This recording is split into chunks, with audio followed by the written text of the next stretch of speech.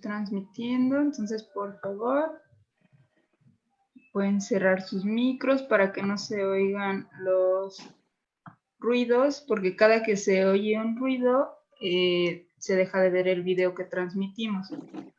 Por favor.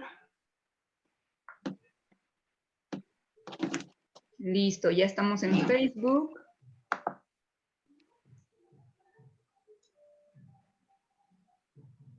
Hola a todos, a todas, a todes, a totis, inclusivo con limón y sal, como dice el maestro Cominic, que ya nos acompañó por aquí.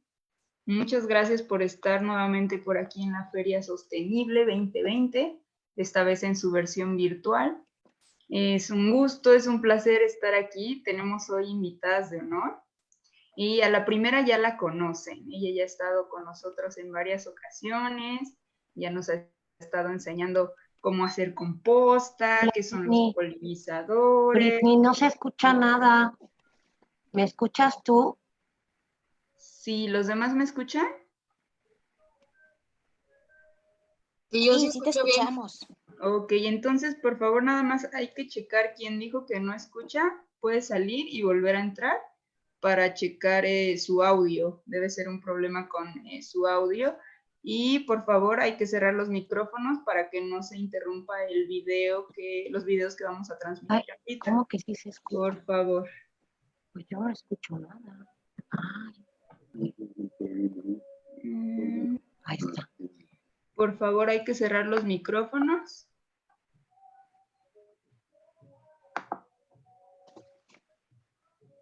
Ok, sí, parece que sí escuchan. Entonces, quien dijo por ahí en Zoom que no escucha, por favor, hay que cerrar su micro o salir y volver a entrar a la sala para que su sistema se configure para escuchar. Y cerramos los micrófonos, por favor, para que no se interrumpan los videos que estamos por transmitir.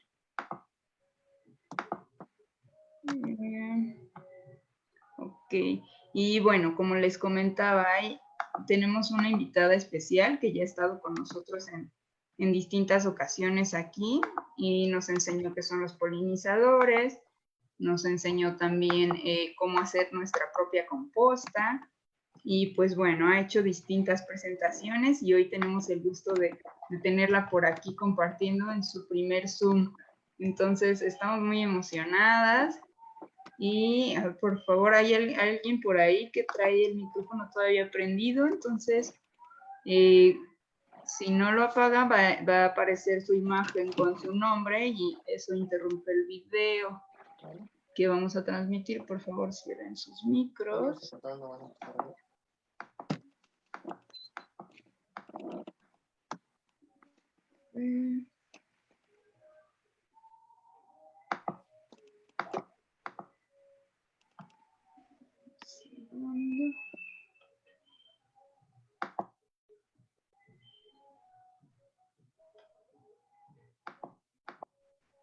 ¿Quién está? Son 3 personitas por ahí que traen el audio todavía prendido. Y bueno, estos videos, no sé si ya los pueden ver por acá, pero los van a encontrar ya en YouTube. En cuanto termine la Feria Sostenible, van a poder encontrarlos ya para poder compartir. Y, a ver, Felicia, no sé si sigas por ahí. Aquí estoy. Muchas gracias. ¿Quieres presentar los videos, hablarnos un poco de Natalia, de ti, del proyecto? Ah, sí, claro. Miren, hola a todos, todas, todes, todis, todos. Ahora tengo que hablar así con muchos todix. Me da mucho gusto estar con ustedes. Espero que les hayan servido de mucho nuestros videos. Hoy les voy a presentar una serie de videos muy interesantes porque los hizo nuestra amiga Natalia desde San Luis Potosí.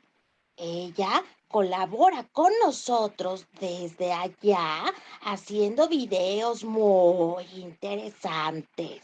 Ella es pequeña, pero no por eso menos inteligente. Así que el día de hoy nos trae una serie para aprender a sembrar chiles en casa. ¿A ustedes les gustan los chiles? Sí. A mí también me gustan mucho los chiles. Bueno, me gustan las enchiladas, los chilaquiles. Ay, me gusta de todo un poco. Entonces, lo vamos a ir viendo de a video por video, ¿sí, Bri? Perfecto. Vamos a ver el primer video que se llama Cosechando en la ciudad. Y está bien padre porque es un chilito. Es un chilito bebé. Sí, bebé. Súper. Entonces, aquí está.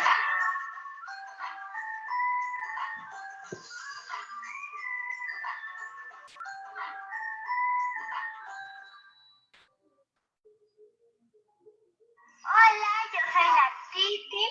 ¿Se acuerdan que el video pasado les enseñé a germinar chile jalapeño? Pues ya pasaron unas semanas y ya creció. Y aquí está la plantita del año pasado y que están saliendo ya muchos chiquitos. Vamos a cosechar el primero.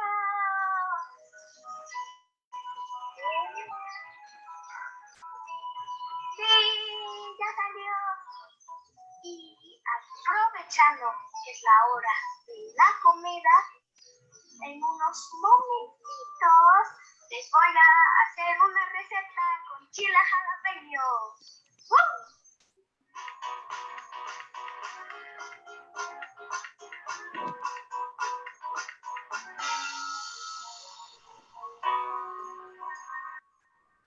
Bueno, creo que ahí tuvimos un pequeño detalle porque lo que vimos fue justamente el chile que ya había crecido.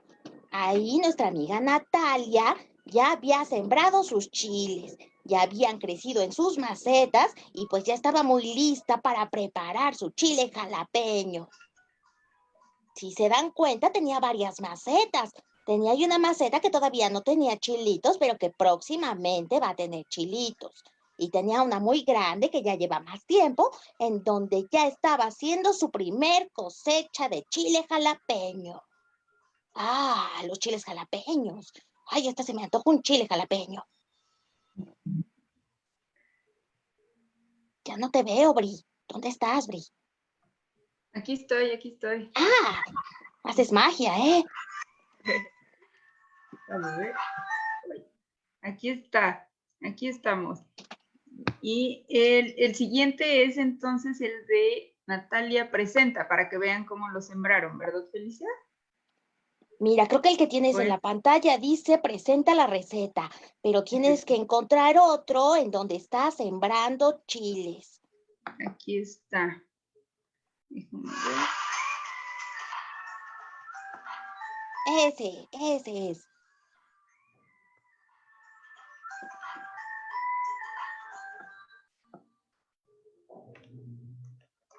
Hola, soy la Titi y hoy les voy a enseñar a sembrar en la ciudad. Yo vivo en la ciudad, pero eso no me va a impedir sembrar. Así que hoy les voy a enseñar a sembrar una plantita de chile jalapeño. El primer paso, vamos a ponerla a germinar. Para eso que se nos necesita vasito, agüita, semillita. Si no tienen semillitas, cuando su mamá compre chile jalapeño, lo quitan, las ponen a secar y ya tenemos nuestras semillas. Paso número 2. Vamos a poner a germinar nuestras semillas. Vamos a quitar una vez.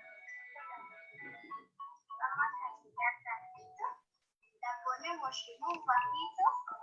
Echamos tantita. Siempre tiene que estar mojadito nuestro algodón.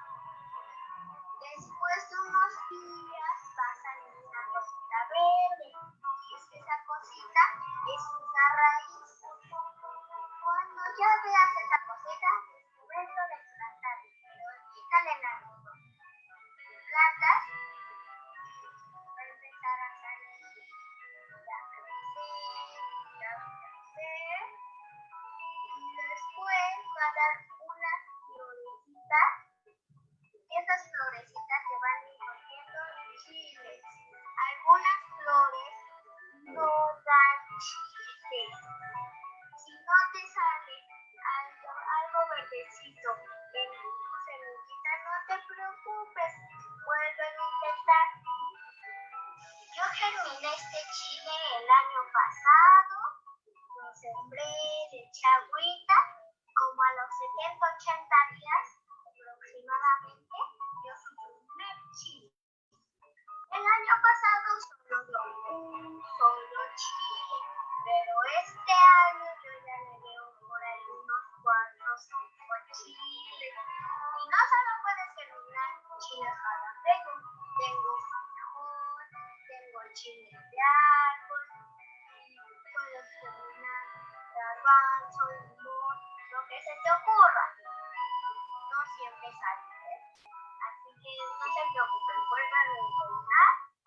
Y pues cuando ya bien el chile, yo les voy a grabar una receta de qué hacer con un chile jalapeño.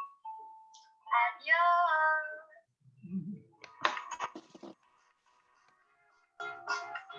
¿Ya vieron que está súper fácil? Sí. Bueno, no siempre sale como dice Natalia, pero yo ya lo intenté. Nada más que, ¿qué creen? Creo que me equivoqué y sembré chiles habaneros. Ahora me voy a dar una súper enchilada. Después yo también voy a intentar subirles una receta de chiles jalapeños. Como se dan cuenta, también ayudar a los niños a que ellos experimenten de manera práctica puede hacer que nuestro mundo se transforme. Ellos son el futuro. Ellos son los que deben aprender a hacer muchos cambios, empezando por la alimentación. ¿O no, Bri? Totalmente de acuerdo. Y además es un proceso súper bonito ver cómo crece de una semilla súper pequeñita, un árbol, un arbusto y los frutos que después puedes comerte. Y de hecho ahora viene la receta, ¿verdad, Felicia? Ahora viene la receta. A ver, yo veo que aquí hay muchas mujeres que seguramente cocinan. Pongan mucha atención para que a la hora de la comida ya sepan qué hacer hoy.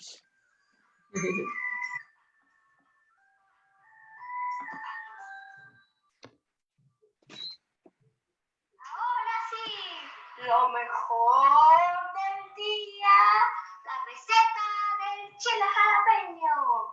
Primero que nada, lávate tus manitas. Y el protagonista de esta historia, el chile jalapeño. Gracias.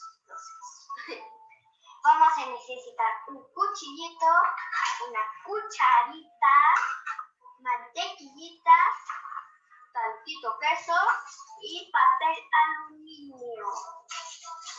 Necesitas ayuda de un adulto. Ahora, vamos a abrir el cuchillito y le vamos a hacer unos hoyitos alrededor para poder quitar la tapa. Algo así. Con mucho cuidado. Si no puedes, pide la ayuda a un adulto.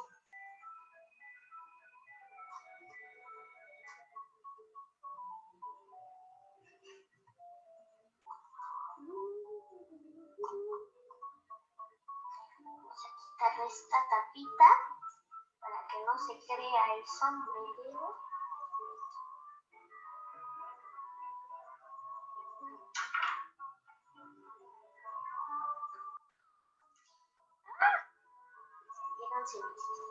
Guardar las semillitas, para sembrar. Con tu cucharita vamos a quitar esas semillitas que sobraron. Porque si no, va a picar y no queremos que pique, ¿verdad? Ahora sí que ya le quitaste las semillitas y las venitas para evitar que pique. Le vas a meter tantita mantequilla, un pedacito para darle sabor. Ya que se la pusiste, le vas a echar tantito quesito, no mucho.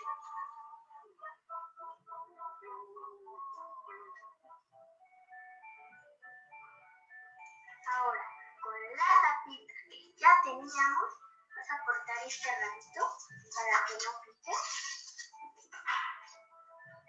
Y lo vas a tapar. Algo así. Tu papel aluminio lo vas a envolver.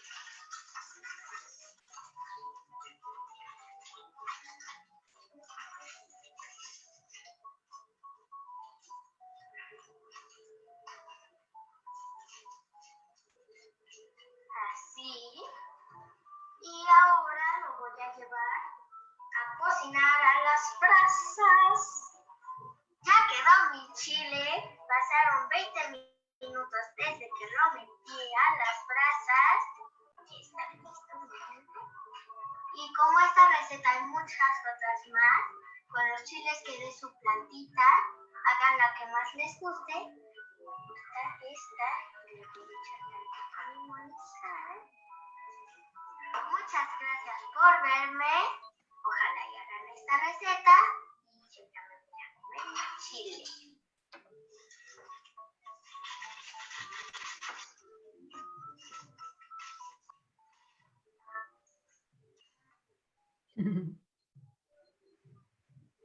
Qué ¡Qué rico, se me miedo! antojó. ¿Se dieron cuenta cómo además es una niña muy valiente? Además, No le tiene miedo al picante. no, Pues se me ahí antojó. está. Está muy rico para un dominguito en casa, quesito, chile jalapeño, mantequilla. Ay, ya se me antojó. Sí, a mí también se me antojó. Se me hizo agua la boca. Pues ya está. Los videos ya los van a poder encontrar en nuestro canal de YouTube de Segunda Llamada Niños. Ahí tenemos muchos contenidos para que ustedes puedan ponérselos a los pequeños de la casa. También a ustedes grandes que tienen un pequeño encerrado en su interior. Así es, todos tenemos un niño dentro. Así es. Está súper bello ver todo este proceso y saber que podemos cultivar nuestros propios alimentos, ¿no? No importa la edad que tengamos. No, está bien padre, porque además ahora que hay muchos niños en casa, pues hay actividades que no son en la computadora que también pueden hacer y que además nos benefician a todos los de la familia. Exactamente. Y justo me encanta que menciones eso, Felicia, porque justo de eso se trata, de que se alejen un poco de las computadoras y que se den cuenta de que podemos tener esta empatía con la naturaleza y verlas crecer desde una semillita súper pequeña. Es una actividad súper bonita que ayuda en muchos sentidos, hay mucho respaldo científico de eso y gracias a ti también por enseñarnos todo eso de una manera tan sencilla. Muchas gracias a ustedes por abrirnos este espacio, porque los niños también tienen derechos y tenemos derecho a que nos otorguen espacios, aunque sean de adultos, como en estos festivales. Así es, sí, porque como bien dices, todos tenemos un niño dentro y todos estamos conectados con el ambiente, no importa la edad que tengamos. Entonces, es muy interesante saber de todo esto y claro que sí, siempre muchas gracias a ustedes por hacer todos estos bloques tan sencillos para aprender a hacer composta, explicando qué son los polinizadores, por qué son importantes para nuestro planeta y seguir aprendiendo más contigo. Muchas gracias, Felicia. Muchísimas gracias a ustedes. Ha sido un gusto. Igual, un placer. Muchas gracias. Y los invitamos a continuar por aquí porque como bien dice Felicia, los niños tenemos derechos, los adultos tienen derechos y los océanos tienen derechos, igual que la vida en ellos. Entonces los invitamos a quedarse por aquí viendo a los secretos de las ballenas. Entonces, sí, tenemos una invitada especial que nos va a dar una introducción increíble con todo este mundo submarino. Como bien saben, debemos cuidar nuestro planeta, debemos cuidar nuestros océanos que están en peligro. Entonces, muchas gracias. Creo que sí ya está por aquí, sí ya están por aquí, ¿verdad? Sí, acá estoy. Hola. Hola, ¿cómo estás? Bien, bienvenida. Muchas gracias por estar por acá, por tomarse el tiempo, aceptar la invitación a la Feria Sostenible 2020. Es un honor tenerte por aquí, la verdad. Muchas gracias. No, muchas gracias por la invitación. Muchas gracias. Ya. Y les cuento un poquito quién es. Ella es la doctora Geraldine, no sé si lo pronuncio bien. Sí, Geraldine. Geraldine Busquets Vaz. Correcto. Muchas gracias. Y bueno, ella nació en el Estado de México, es bióloga marina y es egresada de la UABCS. Ella realizó su maestría y doctorado en el CICIMAR del IPN y estudió el comportamiento y ecofisiología de, no sé, cetáceos, nos Sí, hablaron cetáceos. de los cetáceos. Ballenas y delfines. Ballenas y delfines, súper. Muchas gracias. Mediante el uso de los biomarcadores en tejidos, que bueno, ya nos va a explicar un poco más de esto ahorita, aunque no entendamos de qué hablamos. Y ha participado en proyectos de conservación de megafaunas marinas de los océanos. Entonces, con investigadores en México, con la doctora Gisela Hecker del CICES, y gracias. Su trabajo involucra herramientas bioquímicas para el estudio de las redes tóficas y la ecofisiología de la fauna marina. También, ella desarrolla modelos matemáticos que permiten evaluar los efectos de diferentes presiones ambientales y antropogénicas, que es todo el cambio que hemos explicado en otras charlas de qué es lo que pasa con el cambio climático. Y es investigadora por el convenio de laboratorio de macroecología marina del CICESE, de la Unidad de La Paz, y pertenece al SNI a nivel candidato, y se encuentra desarrollando una estancia de postdoctoral, es becada por el CONACYT en la Universidad de Nuevo León, Albuquerque, Estados Unidos, con el doctor Seth Newsom. Y uno de los objetivos de su postdoctorado es fortalecer el posgrado de Ciencias de la Vida del CICESE. Su investigación actual se centra en utilizar la composición isotópica y de aminoácidos en tejidos de ballenas barbadas para inferir en sus estrategias alimentarias, estrés nutricional y fisiología reproductiva. Entonces, un poquito de todo lo que ella ha hecho, también ahí en el link del cartel, al igual que del búnker de creación, pueden encontrar también sus páginas para que puedan ver todo lo que ella ha hecho, y la verdad es que es un honor también tenerla por aquí. Muchas gracias y te cedo el micrófono. Bienvenida. Mira, pues en el chat voy a poner links a 2 videos que yo he trabajado. Mi mentora es la doctora Diana Gendron, que ella es una canadiense, ha sido quien me formó como investigadora. Entonces estoy poniendo 2 links para que si después de la presentación o cuando tengan tiempo pueden verlos, pues son 2 trabajos que hemos estado haciendo mucho. Yo, más que hablar de la parte de la investigación que yo hago, que yo he desarrollado, porque podríamos hacerlo en otra presentación si me quieren invitar, pero en este momento voy a hablar como del grupo de los cetáceos, de las ballenas y los delfines, y cómo los investigamos, qué herramientas utilizamos para investigarlos, cómo conseguimos muestras, y voy a hablar muy específicamente de un trabajo que la doctora Diana Gendron lleva desarrollando en el Parque Marino Nacional de Loreto, que está localizado en el Golfo de California, en México.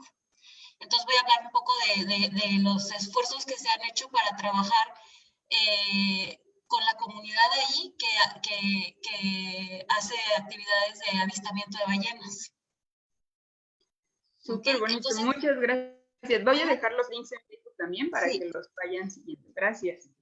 Voy a tratar de compartir la pantalla, solo tengo que encontrar dónde está el share screen. Sí, debe estar, sí, en medio. junto al chat. Ok.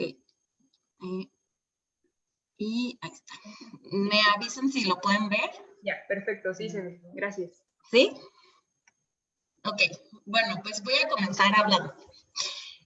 Pues el título de esta charla es Descubriendo los secretos de las ballenas, y para ello pues tenemos que hablar del grupo de... primero quiero mencionar la participación de todas las instituciones que han estado involucradas en el desarrollo de esta investigación y en el desarrollo de investigaciones en las que yo he participado. Es muy importante agradecerle al CICIMAR IPN, que es donde está la doctora Diana Gendron, y a todas las instituciones en las que he estado participando. Ahora, para poder entender la biología de las ballenas, primero tenemos que hablar de los mamíferos marinos. Nosotros somos mamíferos. ¿Por qué? Porque tenemos glándulas mamarias. Eso significa que amamantamos a nuestras crías. Todos los mamíferos tienen esa característica y comparten esa característica. Entre los grupos de los mamíferos hay diferentes órdenes, diferentes grupos de organismos o animales. Entre ellos está el orden carnívora. Y esta engloba, en el caso de los mamíferos marinos, a las nutrias, los osos polares, las morsas, las focas y los lobos marinos. Otro grupo que tenemos dentro de los mamíferos marinos es el orden Sirenia, y este incluye a los manatís y a los dugongs. Los manatís son organismos muy importantes, y históricamente el mito de las sirenas se cree que proviene de los manatís, ya que la gente, los primeros visitantes de los mares que encontraron manatís pensaban que los manatís eran humanos. Y entonces de ahí hay toda una historia sobre cómo se desarrolla el mito de las sirenas. Otro grupo dentro de los mamíferos marinos o orden es el orden cetácea. Y el orden cetácea engloba a todas las ballenas barbadas y las dentadas o los odontocetos. Ahora, en el orden cetácea tenemos dos grupos. Un grupo que son los misticetos o las ballenas barbadas, y otro grupo que son los odontocetos o los cetáceos que tienen dientes. Las ballenas barbadas tienen la característica de que tienen una serie de barbas, son unas estacas que están alineadas en la parte superior de su mandíbula y cuelgan desde su encía, y estas cada ballena tiene alrededor de 300 barbas de cada lado de la mandíbula superior. Estas barbas funcionan para la alimentación y actúan como un filtro gigante, y muy pronto en la presentación voy a enseñarles cómo utilizan las barbas. En el caso de los odontocetos o los cetáceos con dientes, estos todavía tienen dientes y utilizan los dientes para consumir su alimento o para capturarlo. Ahora, en México, el número de especies de cetáceos o de ballenas y el grupo de los cetáceos con dientes, hay alrededor de 14 ballenas barbadas o misticetos y 70 odontocetos o, como he dicho, cetáceos con dientes. En México podemos observar 8 de estas especies, 8 ballenas barbadas y 25 cetáceos con dientes. Eso significa que en el mundo, en todo el mundo, del 100% de los cetáceos que hay en el mundo, en México, en los mares mexicanos, podemos observar el 39%. Por lo tanto, México es considerado un lugar privilegiado para la observación de ballenas y también delfines. Ahora, para que se familiaricen un poco de cómo es la anatomía o cómo son físicamente los delfines o el grupo de los que tienen dientes. Pues primero, todos tienen un ojo, tienen una fosa nasal, y voy a ahondar un poco más en la fosa nasal. Esta fosa nasal es equivalente a nuestros orificios nasales. Tienen la boca, tienen las aletas pectorales, y las aletas pectorales están formadas exactamente por los mismos huesos que nosotros tenemos en las manos, solo que están modificados. También tienen una aleta dorsal y una aleta caudal. La aleta dorsal y la aleta caudal no tienen huesos, es puro tejido conectivo. Muchas personas, o a veces cuando uno dibuja a un cetáceo, piensa que puede tener algún tipo de estructura de huesos o ósea en la parte de las aletas dorsales o caudales, pero la realidad es que están conformadas únicamente de tejido, no hay ningún hueso en estas estructuras. Y en general todo el resto del organismo comparten exactamente como los humanos los mismos órganos, solo que están un poco modificados. Y vamos a hablar un poco de esas modificaciones más adelante. Ahora, en el caso de las ballenas, también tienen sus fosas nasales, tienen una aleta dorsal, una aleta caudal, una aleta pectoral y los pliegues gulares. Y muy pronto voy a ahondar qué son los pliegues gulares. Entonces, como verán, los delfines o los cetáceos que tienen dientes no tienen pliegues gulares. Están completamente conformados por tejido, por la piel que los recubre, pero la piel no tiene estas modificaciones que se llaman pliegues gulares. Están justamente en la garganta de las ballenas. Ahora también tienen su ojo y tienen las barbas, la maxila superior, como ya había descrito anteriormente. Otra cosa interesante de las barbas es que están hechas de queratina, que es la misma proteína de la cual están hechas nuestras uñas. Entonces, las barbas, históricamente, los primeros cetáceos tenían dientes y los fueron perdiendo y fueron desarrollando estas estructuras que son altamente funcionales para alimentarse en el mar. Ahora, vamos a hablar un poco de las ballenas que podemos ver dentro del Golfo de California o en general alrededor de los mares mexicanos, incluyendo el Atlántico y el Caribe. Entonces, podemos ver ballena azul. La ballena azul es considerado actualmente el animal más grande que existe en el planeta Tierra. Llega a medir 30 metros y puede llegar a pesar 180 toneladas. Y para que se den una idea de esas dimensiones, el corazón de una ballena azul es del tamaño de un carro y un niño de 2 años cabe por sus fosas nasales. Así que son bastante masivas y gigantes. Después le sigue la ballena de aleta, o le dicen el rorcual común. Y después tenemos una serie de grupos de ballenas que son un poco más pequeñas, que pueden medir entre 11 y 20 metros. Y eso incluye el rorcual de Say, la ballena franca, la ballena jorobada, que se caracteriza por tener aletas pectorales muy largas. Parece que casi sus aletas pueden llegar a estar más allá de la aleta dorsal que podemos ver ahí. Y esa es una característica de la especie. Entonces, si ven una ballena con unas aletas grandísimas, es una jorobada indudablemente, en cualquier parte del mundo. Tenemos el rorcual tropical, la ballena gris, que es muy famosa en México, principalmente en la parte del Pacífico, en la costa oeste de la península de Baja California, ya que hay actividades de observación de ballena gris, que desde enero hasta abril puedes visitar estas zonas, estas lagunas, y ver ballena gris y tocarlas, y son altamente amistosas con las embarcaciones.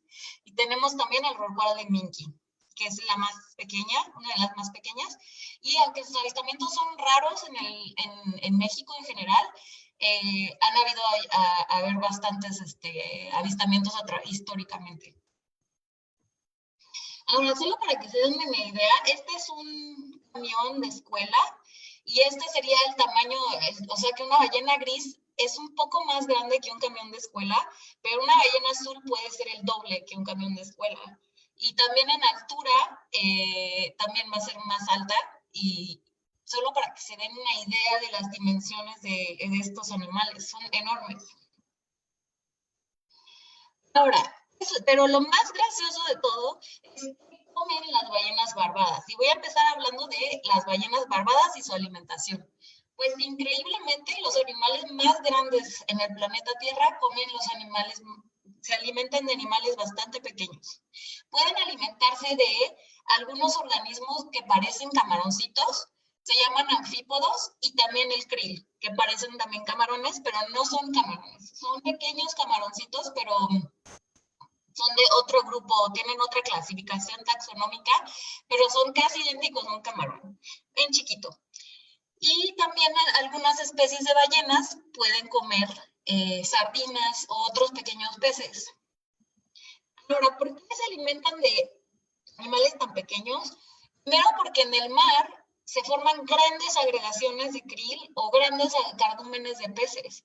Y estos son perfectos para las ballenas, ya que como tienen sus barbas, pueden explotar este tipo de agregaciones y alimentarse tanto de krill o de peces. ¿Cómo hacen para entonces filtrar su comida? Esta foto que están viendo es la boca de una ballena, de un rorcual tropical abierta. Y abajo se puede ver que tiene su lengua, que es enorme. Podemos ver su paladar arriba y podemos ver las barbas que están todas unificadas en una estructura gigante que parece un filtro. Del lado derecho de su pantalla está el esquema de cómo se vería por detrás cuando están comiendo. Entonces la ballena abre la boca, las barbas están de lado, la lengua está en medio, agarran la agregación, posteriormente cierran la boca, empujan la lengua hacia arriba y entonces todo el agua es filtrada con las barbas y finalmente se quedan con todas las presas adentro de su boca y se las tragan.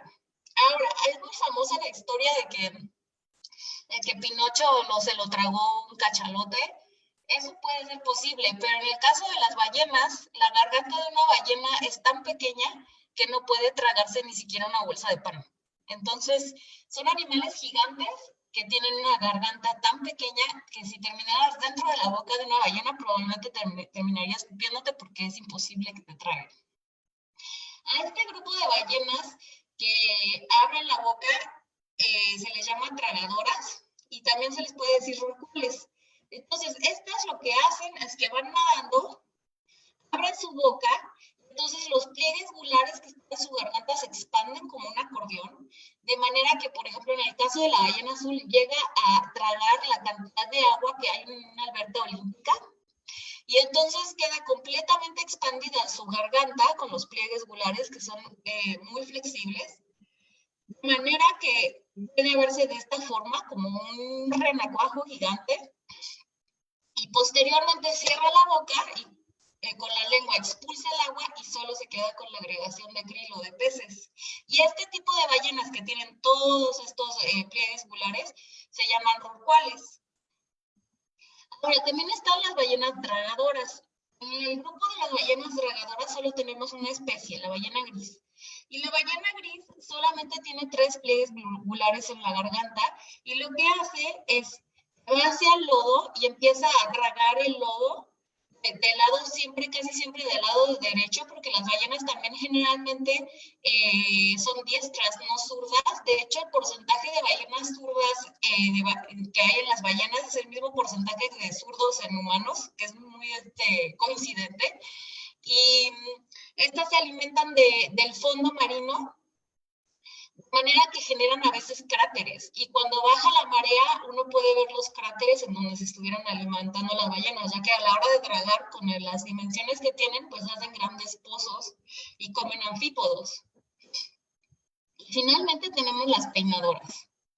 Este grupo es una excepción a todas las ballenas barbadas, en el sentido de que no tienen pliegues gulares, pero las barbas de estas ballenas pueden llegar a medir hasta 3 metros. Y de manera que entonces solamente van tomando el agua, abren la boca y van filtrando todo lo que pasa por las barbas. Estas ballenas no tienen una aleta dorsal tampoco, si la ven. Son una de las excepciones también, así que son de las ballenas que físicamente se ven mucho más diferentes que todas las otras ballenas barbadas, ya que tienen barbas muy grandes, no tienen pliegues gulares y no tienen una aleta dorsal. Y son muy impresionantes y bastante amistosas, igual que la ballena gris. Ahora, vamos a hablar un poco del grupo de los cetáceos con dientes. Y en este grupo, pues, tenemos de los animales más carismáticos, ¿no? En cautiverio se ha llegado a tener delfín nariz de botella, es muy popular porque en cautiverio tienen muchos delfines narices de botella en donde los entrenan y son animales ultra inteligentes y fáciles de entrenar. Tenemos también a los delfines comunes, a las orcas y otros grupos que son un poco menos conocidos, como es el calderón de aletas cortas, el delfín de rizo, el delfín moteado. Está dando una plática de las ballenas. Perdón. ¿Hay alguien por aquí en Zoom que no ha apagado su micrófono? Por favor, si pueden apagarlo. Porque se está interrumpiendo. Sí. Perdón. No pasa nada. Y entonces, Dentro de estos grupos tenemos animales súper interesantes, como es el delfín tornillo. Este delfín es súper característico porque hace saltos y gira a una velocidad dando alrededor de 4 o 5 giros cada vez que brinca. Tenemos también el delfín de dientes rugosos, el calquero pigmeo, la falsa orca, y tenemos así alrededor de 30 especies de este tipo de grupo de cetáceos que visitan en las aguas mexicanas. Ahora, menciono esto porque siempre que yo estoy estudiando ballenas y también cetáceos con dientes, pues siempre me preguntan, pero solo hay una especie de ballena, ¿no? Y yo, no, hay bastantes. O, pero solo hay un tipo de delfín, y yo, no, hay muchos. Entonces, pues es para recalcar cómo no solamente hay diferentes especies, sino que además físicamente son bien diferentes. Y uno observa, uno de los trabajos como biólogo marino, cuando tú te especializas en trabajar con ballenas y delfines, es que tú sales al mar y tú estás capacitado con los binoculares de ver cualquiera de estos animales y decir, ah, mira, esos son un delfín de rizo, ese es delfín listado, ese es falsa orca. Y esa es una de las partes importantes de mi trabajo, saber identificar cuál es la especie que estoy viendo en el mar y para poder anotar la especie, el número de animales que vemos, dónde están, en qué posición del mundo están y qué ecosistema están usando. Otro de los que son muy llamativos, pues es el cachalote. Y este es muy famoso porque muchas personas están bien familiarizadas con la historia de Pinocho. Resulta que el cachalote sí efectivamente tiene una garganta lo suficientemente grande para tragar un humano. De manera que en la época en la que el humano cazaba cachalotes para consumirlos o para utilizar su aceite, probablemente muchas de las personas que cazaban cachalotes pudieron haber terminado dentro de la garganta de un cachalote, ya que cazaban a los cachalotes en pequeñas embarcaciones de madera y básicamente los acorralaban con arpones y todo, y los cachalotes son organismos o animales que se defienden, que son muy agresivos. Y entonces probablemente algún humano terminó dentro de la panza de un cachalote. También una característica de los cetáceos que tienen dientes es que forman grupos. Forman grupos muy cohesivos, así como nosotros tenemos nuestros grupos familiares, ellos tienen sus grupos familiares. Y esos grupos familiares son tan cercanos entre ellos que hay veces que un grupo no se puede comunicar con otro porque cada grupo tiene su propio dialecto, o sea, su propia lengua. O sea, unos hablan español, otros hablan inglés. Inclusive, aunque son de la misma especie, a veces no se pueden comunicar entre generaciones porque empiezan a tener sus propios dialectos o su slang, como lo diríamos, ¿no? Entonces es como, a ver, ahí está el grupo que habla como los argentinos y el grupo que habla como los españoles, entonces hay palabras que no se entienden. Eso es muy interesante y, por ejemplo, en el caso de los cachalotes, son grupos matriarcales. Esto significa que son las hembras las que gobiernan y dominan y controlan todo lo que pasa en el grupo, y esto es por toda la vida. Toda la vida estas hembras adultas, las hembras que van envejeciendo, son las que inclusive tienen memoria de dónde son los lugares que son más adecuados para comer, a dónde tienen que viajar, y ellas son las que están controlando todo el grupo. En el caso de los cetáceos que tienen dientes, pues pueden consumir presas que son un poco más grandes. Por ejemplo, pueden consumir calamares, pueden también consumir agregaciones de varios tamaños de peces, o en el caso de las orcas, que son cazadores activos, pueden llegar a consumir delfines, o sea, otros mamíferos marinos o lobos marinos. Entonces, básicamente son cazadores activos, de manera que, por ejemplo, en el caso de las orcas, pues se consideran como los lobos del mar, porque son los depredadores tope y son capaces de alimentarse desde peces como salmones hasta ballenas o inclusive tiburones. Entonces es el depredador número 1 en el mar. Y, por ejemplo, esta es una foto interesante. A veces, aunque son cazadores activos, a veces forman agregaciones y pueden llegar a tener interacciones de alimentación con otros grupos de depredadores, como son los tiburones, ya que se alimentan ambos de agregaciones de peces. Ahora, pero en la evolución, ¿cómo es que las ballenas siendo mamíferos como nosotros que respiran aire y que necesitan amamantar a sus crías, terminaron con las adaptaciones más extremas, de manera que no pueden ya pisar la tierra. Pues resulta que las ballenas vienen de un animal que se llama mesolíquido, y es uno de los animales terrestres que históricamente nos llama más la atención, porque es como un venado, porque es como un lobo que tenía pezuñas. O sea que básicamente era como un lobo carnívoro, pero tenía pezuñas, ya que está más relacionado con los hipopótamos que con los lobos. Entonces es un animal muy extraño que está en el registro fósil, y este es el animal del que provienen las ballenas en la evolución. De manera que los mesomíquidos, al ver que habían recursos en el mar de peces y cosas que podían explotar, pues a través de varios millones de años, fueron cambiando su morfología de forma extrema, de manera que fueron perdiendo lo que son las piernas, fueron perdiendo nuestras piernas, nuestro equivalente a las piernas, fueron perdiéndolas, y sus brazos, como no nuestras manos, se fueron modificando, y lo que es su orificio nasal o sus fosas nasales migraron hacia la parte de arriba para poder respirar eficientemente, y su boca sufrió lo que él llama la telescopización del cráneo, que es que se estiró hacia arriba, hacia afuera, como un hocico. Entonces, la nariz de las ballenas y los delfines está localizada en la tope de la cabeza. O sea que cuando ustedes ven que una ballena saca aire, está exhalando como nosotros, y después tiene que inhalar aire para poder llenar sus pulmones y aguantar la respiración debajo del agua, igual que nosotros.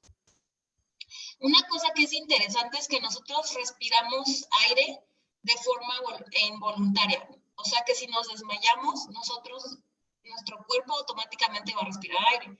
Las ballenas y los cetáceos con dientes respiran voluntariamente. Eso significa que si anestesias a un delfín o a una ballena, se va a morir porque dejan de respirar. Y evidentemente esto fue una de las cosas que aprendió el humano, porque anestesiaron a un delfín y se murió. O cada vez que los anestesiaban se morían. Entonces, ¿por qué? Pues porque dejan de respirar, porque ellos lo tienen que respirar voluntariamente. Y eso es muy impresionante, dadas las velocidades a las que nadan y la velocidad a la que abren y cierran sus fosas nasales.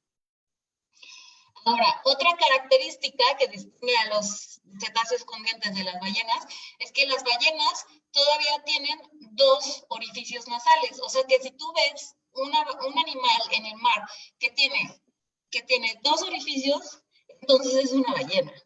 Si ves un animal que tiene un orificio, entonces es un cetáceo con dientes, o un odontoceto que es el nombre más apropiado. Y esto se debe a que los odontocetos tienen una modificación en la nariz a poder detectar a sus presas. Entonces, uno de los canales de la nariz está modificado para hacer ruidos, ya que otra cosa que pasó con los mamíferos marinos, que en este caso las ballenas y los delfines, es que perdieron las cuerdas vocales. Entonces, no tienen cuerdas vocales como nosotros para producir sonido, entonces producen el sonido a través de su sistema respiratorio, que es muy interesante. De manera que todos los delfines tienen una parte de su nariz modificada, y esa modificación hace que puedan hacer ondas para detectar a sus presas. Y entonces así tienen una imagen en su cabeza de cómo son sus presas, ya que en el mar los ojos, la vista, es muy poco útil, ya que todo el mar es azul y profundo y oscuro. Entonces la única forma de poder detectar a sus presas es a través de la generación de ondas en el mar, y esas ondas las ayudan a cazar y buscar y encontrar su comida. Ahora, otra cosa importante, como habíamos mencionado, no tienen las patas traseras, ya desaparecieron. Pero ¿qué pasó con ese hueso pélvico? Bueno, resulta que todos los ballenas y delfines aún tienen ese huesito ahí, y parece que ese huesito tiene funciones en la reproducción, especialmente en el caso de los machos. Pero si tú vas a un varamiento de un delfín, siempre vas a poder encontrar en esa zona la reminiscencia de lo que fueron alguna vez sus patas. Ahora, otra cosa importante, y eso si alguien ha hecho natación suficientemente tiempo lo sabe, es que el pelo es una cosa que no quieres tener cuando estás nadando. De hecho, los atletas olímpicos se depilan completamente para no tener absolutamente ninguna estructura que evite que naden a toda velocidad. Entonces, han perdido casi completamente todo el pelo, a excepción de algunos pelitos que pueden tener en el mentón, y tal vez esos pelitos tienen como una función para detectar, para sensibilidad.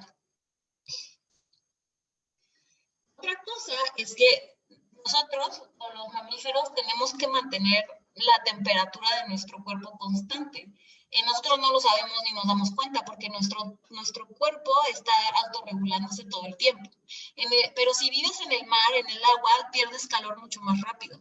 Entonces, una de las cosas que desarrollaron las ballenas es una capa de grasa muy gruesa que les permite habitar en zonas muy frías y que les permite habitar en el mar de manera permanente, sin tener que jamás pisar la tierra. Ahora, entonces, retomando lo que les había comentado, pues realmente yo me formé como investigadora de ballenas dentro del Golfo de California. Y aquí en rojo estoy delineando cuál es el área que abarca el Golfo de California y en qué zona en México está localizado. Y está localizado entre la península de Baja California y el continente, principalmente en la parte que está, que colinda con Sonora, en gran parte, ¿no? Pero este mar es un mar muy importante porque tiene una gran producción de comida y de alimento. Además, como está aislado de la acción fuerte del oleaje del Pacífico, pues entonces el lugar es muchísimo más tranquilo para poder salir lejos en las embarcaciones y encontrar estos organismos, este tipo de ballenas. Entonces, ¿cómo podemos descubrir los secretos de los animales más grandes en el planeta Tierra? Y esta es una foto que tomaron en el laboratorio con mi mentora, la doctora Diana Hendron, de una ballena azul en el Golfo de California con su cría. Solo para que se den una idea, la cría al nacer mide 6 metros. O sea, una ballena recién nacida de ballena azul mide 6 metros. Eso es más grande que cualquiera de los carros que hemos tenido. Entonces es bastante impresionante el tamaño de estos organismos. Pero ¿cómo entonces estudiamos a estos animales que viven en un medio en el cual nosotros únicamente podemos accesar en embarcaciones? En realidad, uno pensaría que el mar está cuajado de ballenas y delfines, pero eso no es así. Para poder ver ballenas y delfines hay que hacer una cosa que es bastante exhaustiva, o sea que son muchas horas de estar a bordo de un barco viendo la nada. Esto es el 60% de mi vida ha sido ver esta imagen, más que ver ballenas. El 60 o 70% de mi vida es esta imagen, desde hace 15 años. Porque encontrar ballenas y delfines es difícil. Y hay que buscarlas y hay que tener los ojos bien abiertos. Esto significa que además de que tienen una amplia distribución en los océanos, que los océanos son muy grandes, pues también una vez que las encontramos, en el caso de las ballenas, pueden estar del 75 al 85% sumergidas, comiendo, así que tampoco las vemos. Sabemos que están ahí alrededor y sabemos cómo encontrarlas, pero una vez que las encontramos, estamos esperándolas en la panga 85% del tiempo a que salgan a respirar unos minutos y nosotros podamos tomar toda la información que sea posible en ese pequeño ventana de que están en la superficie respirando. Ahora, entonces muchas personas me dicen, quiero ser investigador de ballena. Entonces yo me dediqué a tomar una serie de fotos cuando ya estábamos muy cansados y fritos y quemándonos y durmiéndonos porque no salían las ballenas a respirar. Y además son muchas horas en el sol, ¿no? Entonces aquí están algunas de las fotos de los alumnos y el capitán cuando ya estábamos ya no queremos saber nada porque es un trabajo tedioso. Si tienes pasión por ello es muy apasionante, pero es bastante exhaustivo y bastante cansado. Entonces, ¿qué estrategias utilizamos para estudiar? En el caso, voy a enfocarme en la ballena azul, pero estos métodos los usamos con todas las ballenas barbadas. Primero, para colectar los datos en tiempo real, tenemos que estar en una embarcación, buscarlas y encontrarlas. Podemos ponerle marcas satelitales a las ballenas, que son marcas que se disponen en el cuerpo, y esas marcas pueden decirnos dónde están y a dónde van. Y también podemos analizar sus tejidos, y ahorita voy a hablar de los tejidos que podemos colectar de animales vivos y de animales muertos. Entonces, para poder buscar ballenas, pues necesitamos hacer lo que llamamos transectos. Entonces, desde Google Maps o Google Earth, diseñamos líneas y transectos que tienen una distancia conocida y un número de horas en el día que vamos a estar en esas líneas, siguiendo esas líneas con las embarcaciones para encontrar a las ballenas, y entonces lo hacemos con binoculares y cámaras también. Y lo que estamos buscando son, obviamente, las exhalaciones de las ballenas. Una exhalación de ballena azul puede llegar a medir 10 metros de altura. Entonces eso significa que desde muy lejos podemos verlas respirando y así podemos encontrarlas. Ahora, tomamos fotografías. En el caso de la ballena azul podemos tomar fotografías de sus costados, y esos costados tienen patrones de coloración que son únicos, como una huella digital. De manera que, por ejemplo, tenemos ballenas que son blancas, ballenas que son moteadas, y ballenas que son oscuras con motitas blancas. Y, por ejemplo, les ponemos nombres, porque entonces ya sabemos que esa ballena va a regresar o en algún momento la vamos a volver a ver. Entonces está Blanca, Cookie, Gandalf. Y de manera que, por ejemplo, en el caso de Cookie, esta es una foto de Cookie en 2001, esta es una foto de Cookie en 2002. Entonces Cookie siempre va a ser Cookie. Entonces, nosotros tenemos fotos de bebés de ballena azul que nacieron, que ya regresaron con su cría, y sabemos que es esa ballena. Por ejemplo, Cookie. Sabemos que Cookie ya tuvo un bebé, y lo sabemos porque tomamos esas fotos en el campo, e inclusive cuando ya tienes mucho tiempo trabajando con las ballenas, desde lejos las ves con los binoculares y dices, ah, esa es Cookie, no, ahí está Blanca, no, ahí está Rosa. Y entonces así podemos generar un catálogo histórico de su vida. O sea que, pues para mí, 15 años de mi vida ha sido estudiar ballenas que conozco, y no solo que conozco fotográficamente, sino que, sí, es que la 124 tuvo 2 crías desde 2009 hasta 2015. Entonces, podemos hacer todo y estudiar cuándo tienen sus bebés, quiénes son, si son machos y hembras, y ahorita vamos a hablar de cómo detectamos si una ballena es un macho o una hembra, porque obviamente la única forma de saber si una ballena o un delfín son machos o hembras es viendo su panza, lo cual nunca vemos, jamás.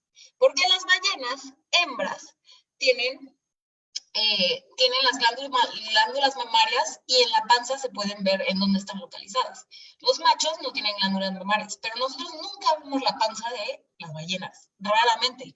A no ser que sea un delfín que esté brincando y tomaste una foto, no puedes saber si es hembra o macho. Ahorita voy a hablar de la migración de la ballena, y después vamos a hablar de cómo sabemos si son hembras o machos.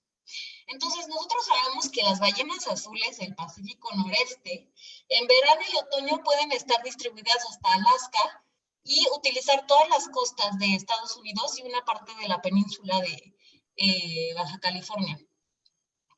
Posteriormente, en invierno, primavera, entran al Golfo de California o van al Domo de Costa Rica, que está localizado enfrente de Costa Rica.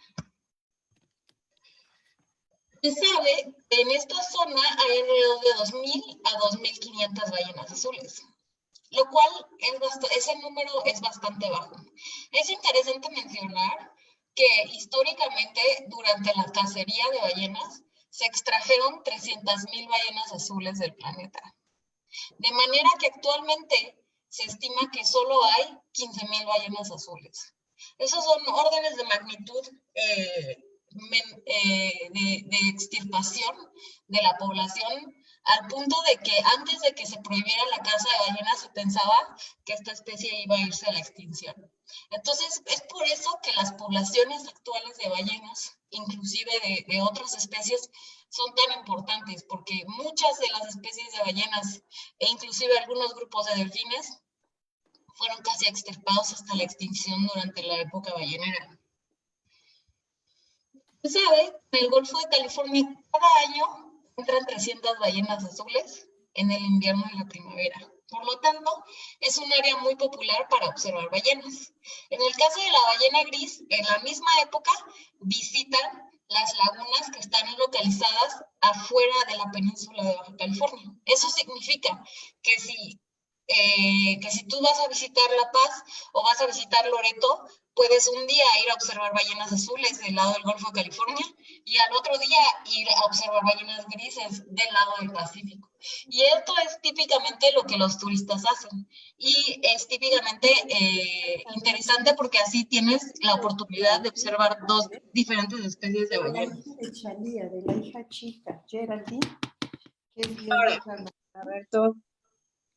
Estas son estas líneas que ustedes ven en este mapa son líneas que fueron trazadas en tiempo real de ballenas que tuvieron un tag. Y podemos ver que cada ballena tiene estrategias de movimiento individuales que son muy interesantes. Por ejemplo, la ballena que está marcada con verde, pues se movió mucho más afuera que las ballenas que están marcadas con amarillo, que utilizaron zonas más costeras. Esto significa que las ballenas azules pueden usar zonas que están muy cerca de la costa o muy lejos de la costa, limitando mucho de lo que nosotros podemos aprender de ellas, pero afortunadamente con estas técnicas tan novedosas como son las marcas, pues podemos tener información de exactamente qué están haciendo, durante cuánto tiempo y en dónde están.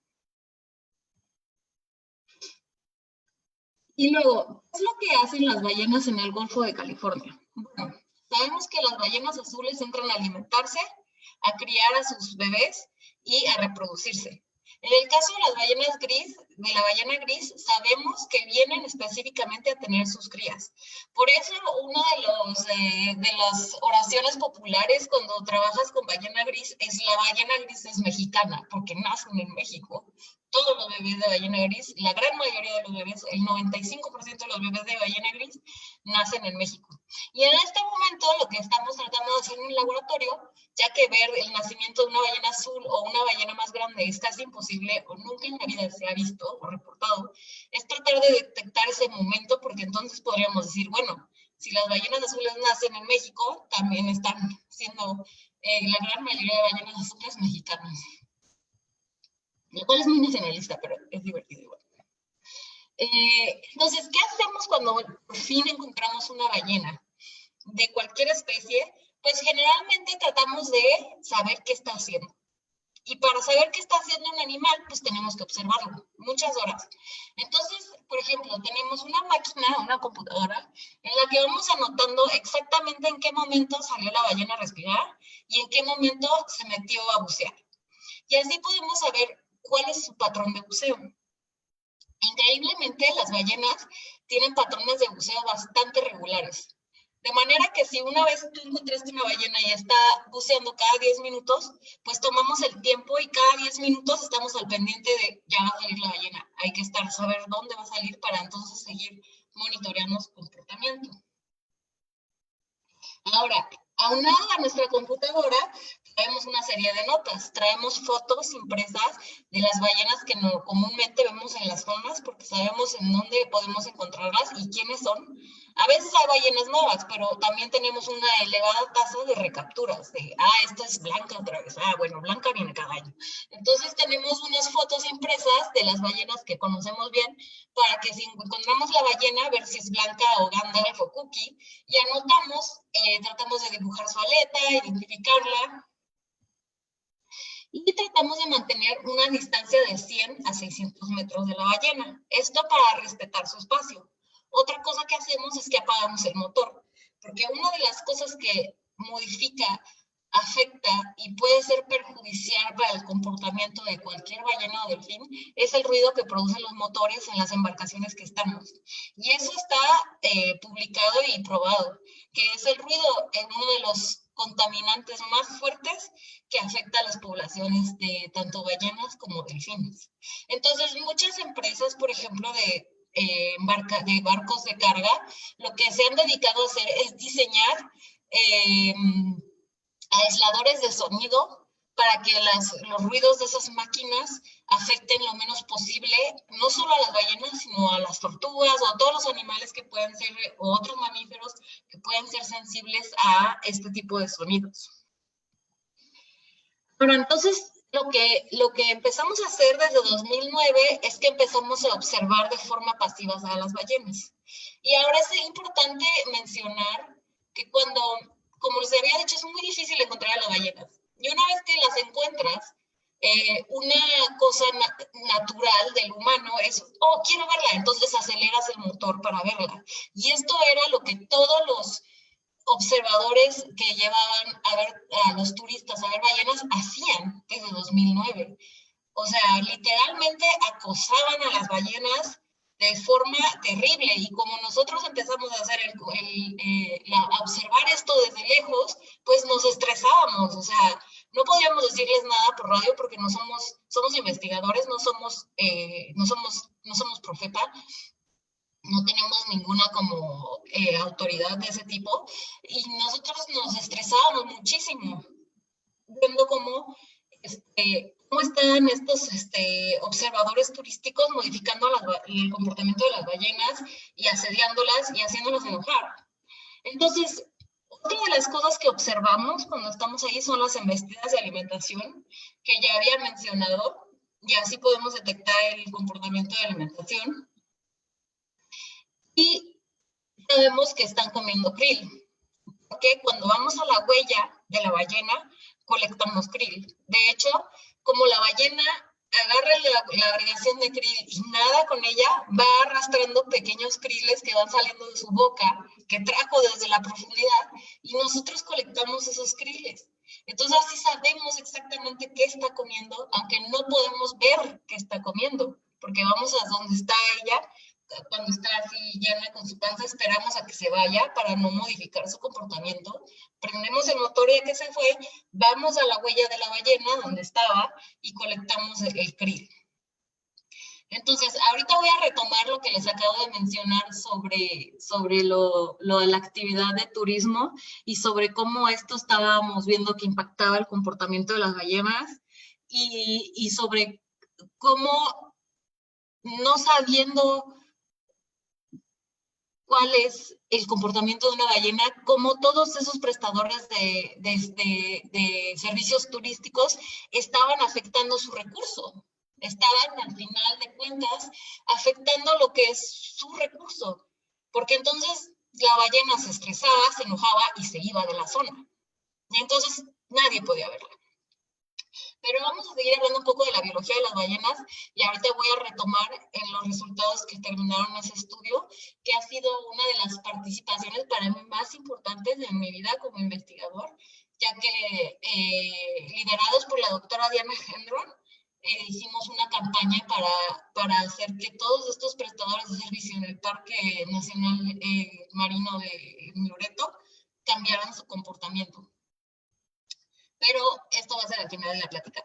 Y si quieren ver el video, el segundo link que les mandé es precisamente el video que se hizo a raíz del trabajo que se hizo desde 2014 hasta 2019, tratando de hacer que las personas fueran más responsables y que tomaran responsabilidad de su recurso, y en lugar de afectarlo, trataran de hacer que las ballenas estuvieran lo más cómodas posible cuando están alimentándose, teniendo a sus crías, y en zonas tan importantes como es el Golfo de California. Ahora, el krill, como había mencionado, son como pequeños camaroncitos. Lo que sabemos es que cuando las ballenas están haciendo un medio círculo y las puedes ver cuando están así justo girando, sabemos que estos son indicadores de alimentación. Entonces sabemos que si vamos a la huella vamos a encontrar krill, porque ellas hacen medios círculos en la superficie. Pensamos que tal vez para tratar de regresar a esa zona donde estaba el krill. Y a veces el medio círculo puede ser a la derecha o a la izquierda. Hemos visto que no hay como un patrón de que siempre es a la derecha o siempre es a la izquierda, pero lo que sí hemos detectado es que siempre que ocurre hay krill en la huella. Entonces sabemos que estos mediocírculos están asociados a alimentación de las ballenas. Otra cosa que sabemos cuando claramente, increíblemente, las agregaciones de krill, el krill no es un organismo que es como, que podríamos llamar inteligente, porque no tienen como estrategias de evasión de depredadores. Pero necesitan tratar de evadir a los depredadores. Ningún organismo quiere ser comido.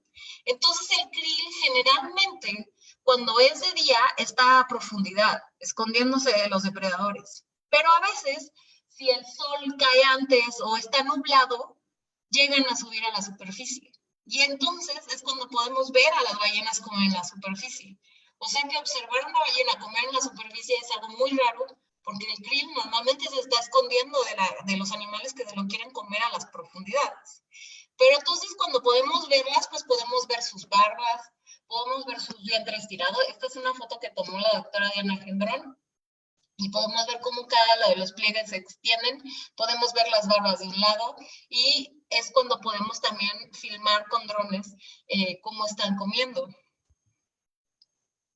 Ahora, una ballena azul necesita alrededor de 5 toneladas de krill al día para poder subsistir. Eso significa que cuando hay momentos en los que hay poca comida en los océanos, inmediatamente las ballenas empiezan a ponerse flacas, a notarse delgadas, se les empiezan a ver las vértebras, podemos ver las escápulas.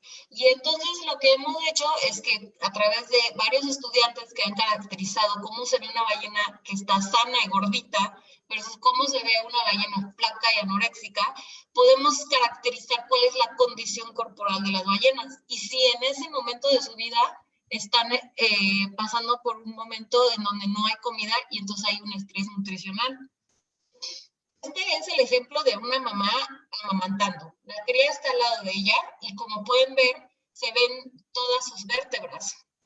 Se marcan las vértebras y esto significa que la hembra está lactando y que además el hecho de amamantar a su cría tiene un costo energético muy elevado.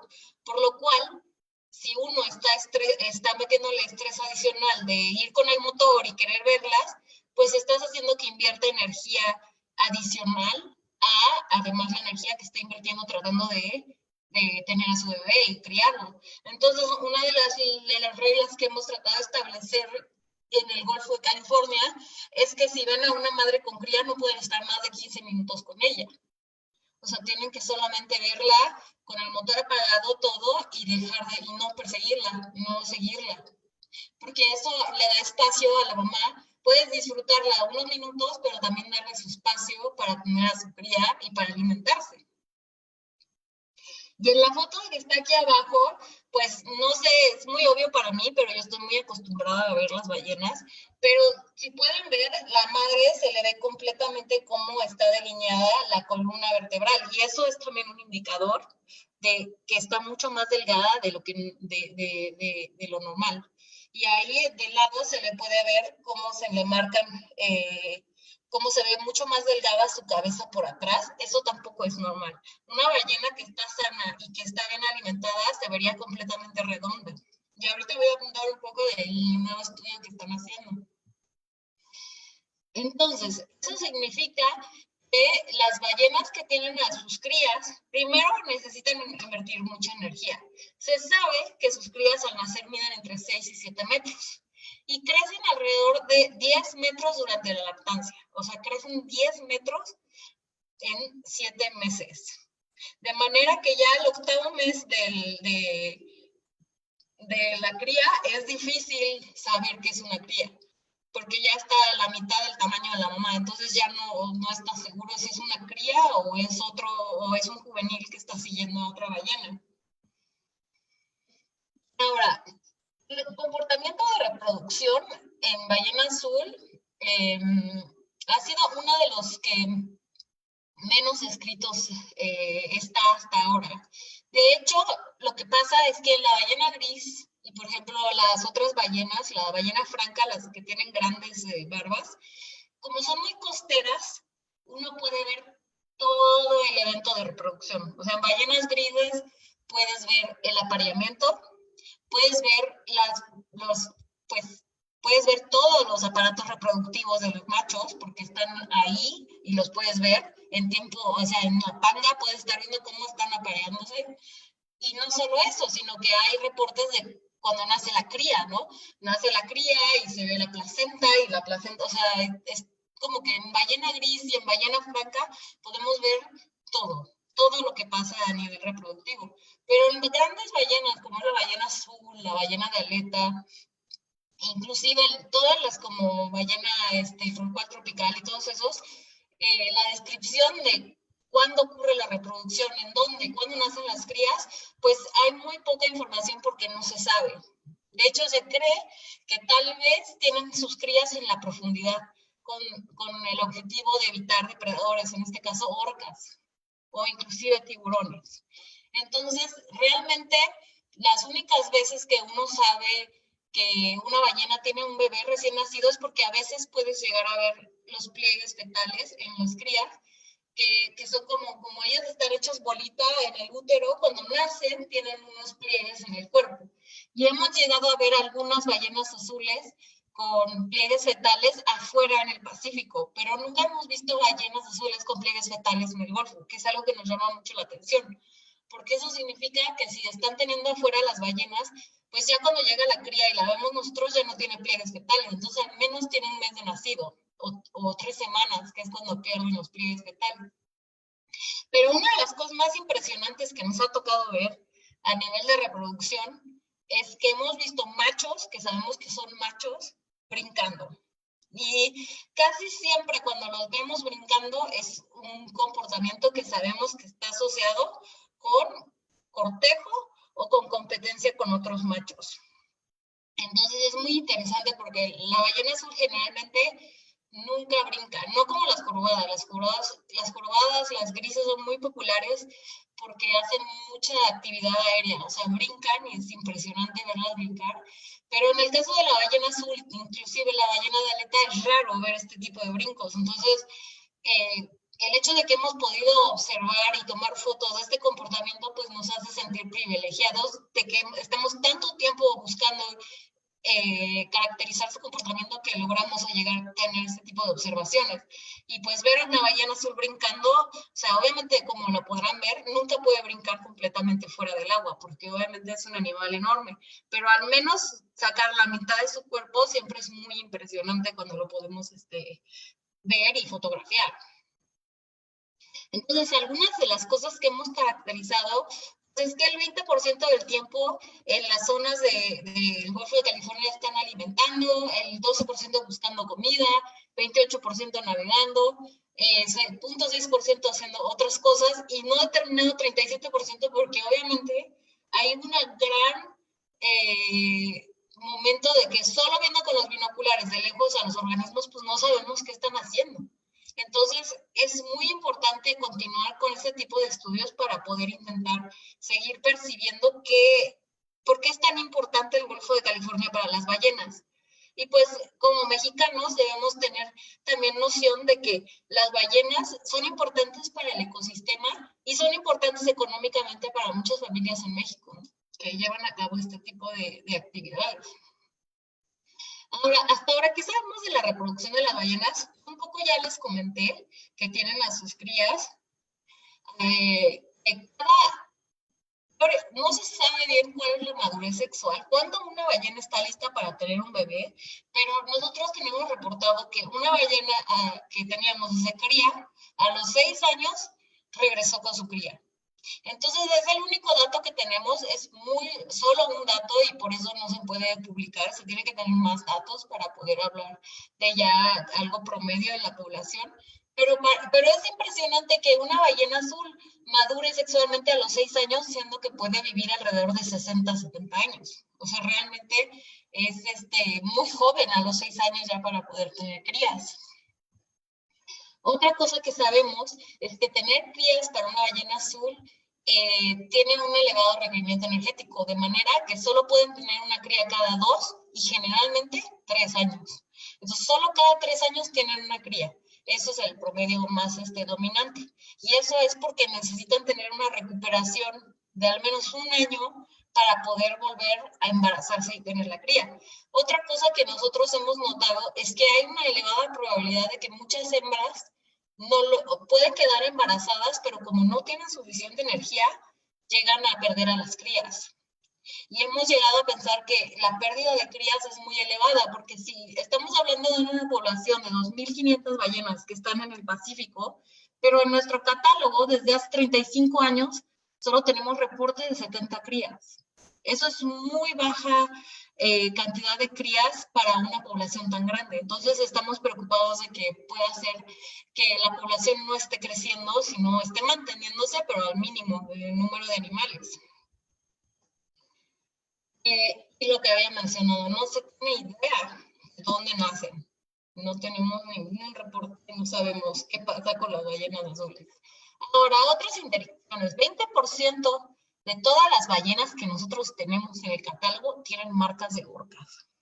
Y no solo tienen marcas de orcas, sino que a veces nosotros usamos la aleta dorsal para identificarlas y nos ha pasado que pierden la aleta dorsal completamente y es una ballena. Entonces tenemos que a veces, si no tienen aleta dorsal, revisar todas las ballenas porque esa ballena pudo haber tenido una dorsal el año pasado, pero las orcas se la comieron y entonces necesitamos buscar esa ballena, pero ahora sin dorsal. También tenemos crías que tienen ataques y uno de los reportes más fuertes que tuvimos fue una vez que estábamos en un crucero y un barco de turistas nos reportó que vieron como un grupo de 7 orcas mató a una ballena azul adulto y el adulto se varó en una playa.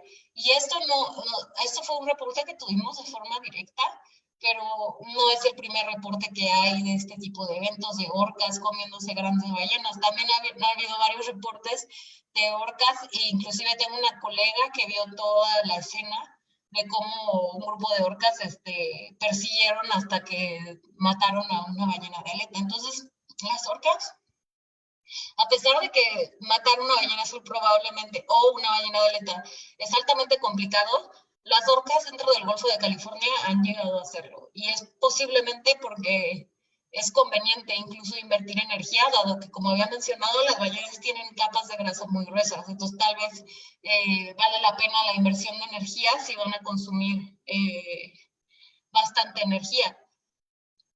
Ahora, hacer una orca, muchos son como... Una vez tuve una niña que estaba de voluntaria que dijo, ay, es que las orcas son tan malas. Entonces yo le dije, ¿y qué? O sea, ¿tú eres vegetariana? No. Y le digo, bueno, entonces, ¿cuál es la diferencia? Que tú vas y consigues tu carne en el supermercado. La orca tiene que luchar por ello, tiene que perseguir su comida, tiene que gastar mucha energía para mantener a su familia. Entonces, yo creo que las orcas tratan de subsistir como todo. Y 20% del 100% del catálogo, pues realmente no es una incidencia tan grande. O sea, evidentemente las orcas consumen otras presas también.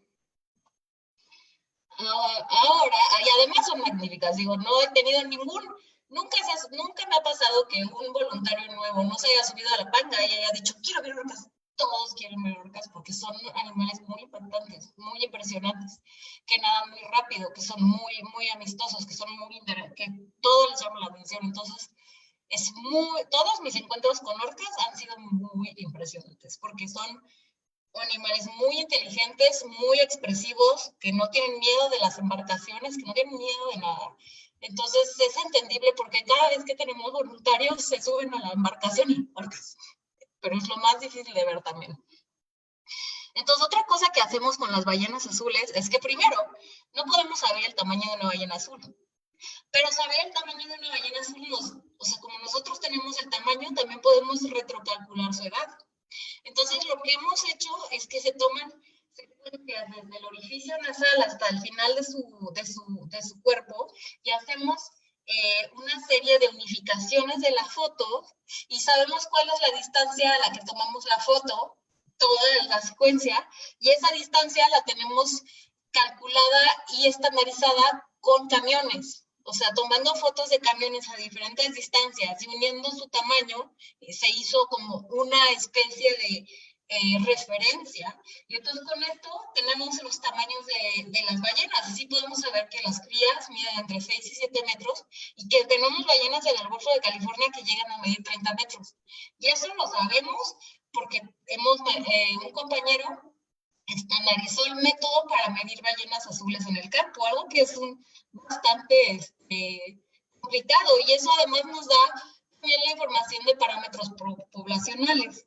Ahora, otra cosa que ha sido como la que yo me he dedicado, pues, es estudiar qué comen. Y nosotros somos lo que comemos. Entonces, todo lo que comemos tiene isótopos. Y esos isótopos cambian según dónde lo comemos o cómo lo comemos. Entonces, ¿en qué comemos o dónde lo comemos? Y entonces lo que yo he hecho es tratar de colectar tejidos. Para colectar tejidos de ballenas en vida libre, pues tenemos que sacar biopsias, y con una flecha que tiene una puntita modificada, le disparamos a la ballena que conocemos y sacamos un pedacito chiquito de piel y de grasa. Ahora me van a decir, oh, qué mala eres porque le sacaste un mini pedazo. O sea, realmente en proporción del tamaño de la ballena, sacarle 1 centímetro de piel y 2 de grasa, pues realmente no es tan impactante. De hecho, las ballenas reaccionan más si la flecha cae en el agua que si la flecha les da en el cuerpo. Y eso es porque son más sensibles al sonido que al hecho de que se les saque una biopsia. Además, este pequeño pedacito de piel y grasa nos ha abierto la posibilidad de saber qué comen, de saber su estado cuál es la contaminación de las ballenas, ya que todas las contaminantes que produce el humano se van al mar. Y la grasa tiene una característica, no solo la grasa en ballenas, la grasa en humanos también, que la grasa tiene una afinidad a los contaminantes. Ergo, de nuestra grasa, nosotros tenemos todas las trazas de todos los contaminantes que hemos ido acumulando en nuestra vida. Entonces, si tenemos un pedazo de grasa de las ballenas, podemos trazar sus contaminantes. Otra cosa interesante es que las mujeres, cuando amamantamos a nuestro primer hijo, le transferimos el 90% de nuestros contaminantes. Eso significa que el primer hijo es el que está un poco es el que va a estar más contaminado, porque cuando tú tienes un bebé y lo amamantas por unos meses, tú transfieres 90% de los contaminantes que tenías alojados en tu cuerpo. De manera que el segundo hijo pues es el ganón, porque va a ser el que no va a estar contaminado, y además las mujeres que tienen hijos, pues evidentemente pierden todos los contaminantes con el primero. Entonces eso es algo muy interesante, es un patrón que se da en todos los mamíferos, y entonces también nos permite identificar edad, porque si tú tienes una hembra muy grande de 30 metros que tiene muy baja concentración de contaminantes, entonces sabes que es una hembra que tuvo crías. Pero los machos no tienen tanta suerte, porque los machos van a guardar sus contaminantes por años y años y años. Eso significa que si hay un macho muy grande y muy contaminado, pues es un macho muy viejo. Entonces, todo esto lo hemos podido entender porque tenemos acceso a esa grasa, a esa piel, y además también las ballenas nos dejan regalitos a veces. Y esos son regalitos que no a mucha gente le agradan, pero son bastante útiles, y esos son sus heces. A veces se hacen del baño, las heces son rojas como el krill, flotan y nosotros podemos colectarlas y analizarlas y estudiarlas y ver qué es lo que hay en las heces y qué es lo que comen. Y también podemos colectar su piel de escama, que es piel que van soltando y que colectamos del medio. Entonces la piel, precisamente regresando al sexo, nosotros sabemos el sexo de las ballenas porque hacemos genética en la piel. Y haciendo genética de piel, podemos saber si son hembras y machos. De manera que de las 1000 ballenas que tenemos fotografiadas, sabemos el sexo de alrededor de 600. Entonces, eso ha sido gracias a todas las biopsias que hemos tomado. Pero esa piel y grasa no solo nos da información de contaminantes y de genética a nivel sexual y a nivel poblacional, sino que también nos dan información de su alimentación y de su condición hormonal. Y las hormonas son, bueno, básicamente yo creo que todo el mundo es gobernado por hormonas, nos guste o no nos guste, somos hormonas. Entonces, las hormonas son muy importantes porque las hormonas las podemos aislar y podemos detectar sus concentraciones. Y hay hormonas que están específicamente asociadas a la reproducción y hay hormonas que están específicamente asociadas a momentos de estrés. Y esto, o sea, lo que a mí me parece súper divertido de las ballenas a nivel de trabajo es que, digamos que fisiológicamente yo estoy muy asociada a lo que le pasa a una ballena, porque los procesos evolutivos para convertirme en un mamífero son los mismos que una ballena comparte conmigo. Entonces siempre es muy interesante para mí, porque es muy fácil hablar de lo que yo trabajo, porque sé que todo lo que hago con las ballenas es igual con humanos. Entonces es muy interesante que, por ejemplo, a nivel hormonal, pues uno puede ver todo el ciclo reproductivo de ballenas si tiene biopsias de todos los meses de diferentes ballenas. Y eso fue lo que unos colegas de mi laboratorio acaban de publicar hace como un año y medio, que fue cuál era el patrón reproductivo de la ballena de aleta en el Golfo de California, analizando diferentes concentraciones de hormonas a lo largo de los meses. Y entonces se encontraron que efectivamente las ballenas, bueno, interesantemente, porque nosotros no tenemos tenemos nuestro ciclo hormonal regulado por nuestra producción de óvulos, pero no tenemos un ciclo estacional como algunos grupos de mamíferos, que específicamente en una estación se reproducen. En el caso de la ballena de aleta hay un patrón estacional muy marcado. Y esto nunca había sido descrito, y gracias a las biopsias que tomamos lo pudimos describir y publicar. Ahora, otra cosa son las heces. ¿Qué puede encontrar en las heces? Bueno, pues si uso un microscopio, puede encontrar pequeños restos de lo que se comió la ballena. Y lo que hemos encontrado es que hay restos de Nyctiphanic simplex, que es la especie de krill que consume principalmente la ballena azul en el Golfo de California. Increíblemente, haciendo genética en las heces, encontramos que no solo comen krill en el Golfo de California, sino también comen un pececito que está muy asociado a las agregaciones de krill, que se llama el pez linterna. Y resulta que, efectivamente, en el caso de la ballena azul, que es Balanoptera musculus, hay una gran presencia de krill, pero también hay una presencia de estos peces omictófidos. Y en el caso de la ballena de aleta, que vive todo el año en el Golfo y no como la ballena azul migra, encontramos una mayor presencia de mictófidos también. Entonces eso significa que utilizando las heces y escatología molecular podemos inclusive decir, bueno, esta especie de ballena se alimenta de una proporción de esta presa y de la otra, y viceversa. ¿Y por qué eso es importante? Pues porque si hay cambios en el medio o hay algo que está estresando a las ballenas, pues tenemos que tratar de medir la abundancia también de krill, de peces linterna, y puede estar asociado entonces a un cambio en la salud poblacional. Ahora nosotros, con el laboratorio de Diana, pues se tiene un catálogo súper exhaustivo de todas las ballenas, con su identificación, su sexo, todo. Entonces es como que toda tu vida vives como monitoreando una población. Es como el INEGI, pero del mar. Es muy interesante. Las hembras, generalmente las hembras con cría están distribuidas en zonas más costeras que los otros grupos, como son los machos o los juveniles. Y eso puede ser porque las hembras se sienten más protegidas en las zonas costeras de depredadores, o a veces en las zonas costeras alrededor de las islas, las condiciones favorecen más las agregaciones de krill, en tanto que, por ejemplo, los juveniles, los machos, pueden estar teniendo otro tipo de comportamientos como competitivos, o pueden estar solo explorando. En cambio, las hembras con cría necesitan comer y necesitan proteger a las crías. ¿Qué puede afectar a la población de ballena azul? Ya he comentado un poco algunas de las cosas. Las orcas, sabemos el 20%, eso no es como suficiente para como afectar a una población. Históricamente, la reducción de sus números, que eso ha evitado que las poblaciones no se han recuperado y posiblemente nunca se recuperen a lo que eran. Otra cosa es que uno de los problemas más grandes pues es la degradación del hábitat, la contaminación, el hecho de que hayan muchos barcos cargueros. Tal vez nosotros que vivimos en las ciudades muy aisladas del mundo o que no hemos visitado Manzanillo o Veracruz o California, no tenemos idea de cuál es la actividad de estos barcos. Y es, créanme, impresionante la cantidad de recursos que movemos en barcos gigantes.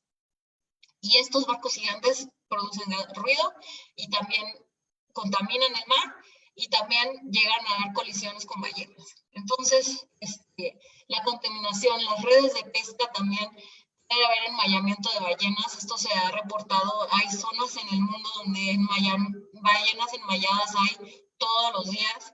Entonces, y el incremento de tránsito de embarcaciones. Entonces, son cosas que si queremos compartir los océanos con nuestros colegas mamíferos, pues tenemos que tratar de manejar y plantear en planes de manejo. Todo lo que hacemos como investigación, pues tiene que ser eventualmente útil para que en un plan de manejo se pueda utilizar.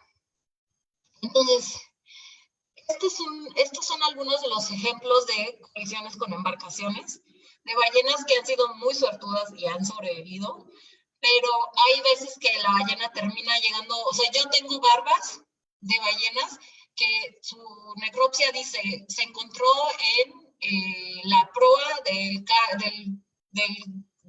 barco carguero tal. Entonces, hay que ser conscientes de eso y tratar de hacer estrategias.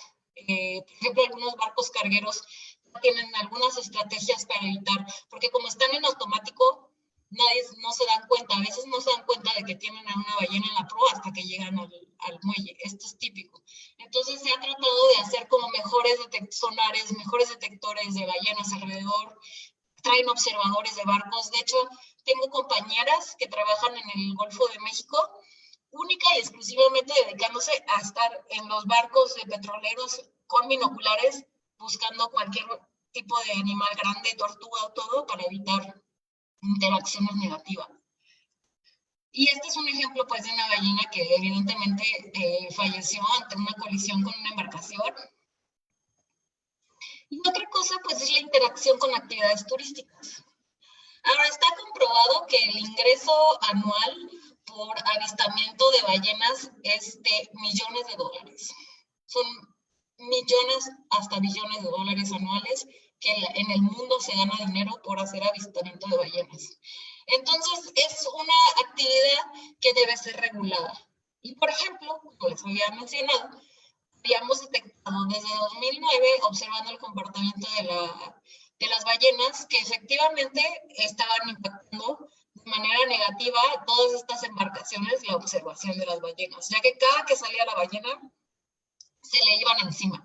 Y aquí está una ballena con 3 embarcaciones alrededor, y ahorita la ballena está cerca y no están encima de ella, pero si la ballena salía lejos, las perseguían a toda velocidad. Y era algo que notamos que estrazaban a las ballenas. Entonces se hizo a través del gobierno mexicano lo que se llama el Programa de Acción para la Conservación de Especies, el PASE Ballena Azul. Y para aquellos que no están familiarizados, los PASES son una herramienta que el gobierno mexicano ha empezado a diseñar para todas esas especies que son altamente vulnerables o que necesitan mejorar sus planes de manejo. Y en este caso se abrió uno específicamente para ballena azul. Y se disponieron de fondos del gobierno mexicano a diseñar este plan. Una de las cosas que se empezaron a hacer fue, primero, fomentar y fortalecer la participación social en la conservación de la ballena azul en la península de Baja California. Para ello, se han hecho planes como ahora, anualmente en Loreto, hay un día que es el Festival de la Ballena Azul. Entonces, así todo el mundo sabe que existe la ballena azul.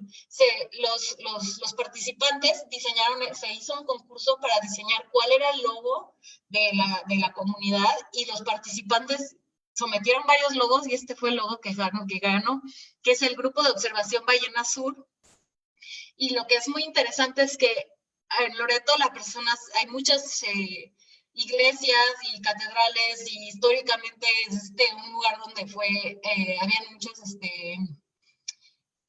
grupos religiosos, y entonces lo interesante es que el que diseñó el logo pues puso su parte religiosa, es como algo que los une, los representa, y entonces de manera que no solo los que hacen la actividad de ballena azul se vuelven los que están coordinando la actividad, sino que si alguno violaba las reglas, empezaron a acusarse entre ellos.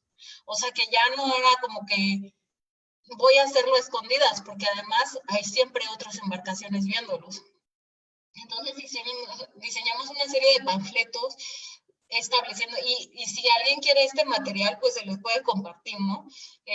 diseñamos una serie de panfletos para los turistas, en donde decíamos, bueno, o sea, uno también como turista debe elegir un grupo certificado para que tenga un avistamiento que es responsable y que es divertido, sin afectar a la ballena. Lo que fue más increíble es que todos esos participantes, cuando en 2009 hablamos de esto, muchos estaban renuentes, decían, ay, bueno, es que podemos hablar de qué leyes vamos a aplicar en el mar, pero cuando estás en el mar, estás en el mar. O sea, y si solo hay una ballena, claro que nos vamos a pelear. Y entonces nosotros les dijimos, pues mira, o sea, es que pelearte por la ballena no va a resultar en una cosa positiva, porque la ballena se va a ir. O sea, si tú la empiezas a perseguir con el motor, la ballena evidentemente va a empezar a navegar. Y lo que fue increíble es que en 2014, que aplicaron el método, pues fue, o sea, ellos no se la creían. Y yo las invito a que terminando esta plática vean el video, el segundo video que les mandé, porque es muy fuerte, es muy imponente. Y en ese video viene resumido todo como ocurrió y narrado por la doctora Diana Gendron, que fue la líder de este proyecto en el que participamos varios investigadores que estábamos trabajando con ella. Y entonces lo que logramos fue observación de ballenas de primera calidad. Y para mí esto fue como, para Diana esto ha sido el trabajo de su vida. Fue como, he invertido 30 años de mi vida estudiando esta especie, inicialmente exclusivamente con el fin de caracterizar su biología, pero ahora, o sea, pude hacer algo que no solo impacta a la investigación, sino también a la comunidad en México. Y es increíble porque ahora en Loreto cada año está el Festival de la Ballena Azul, la actividad de observación de ballenas es súper regulada. Cuando no es regulada por la ley, entre ellos se acusan, entonces es como que ahora este lugar es un santuario, o sea, las personas pueden ir, observar ballenas azules y sabes que no las van a asediar.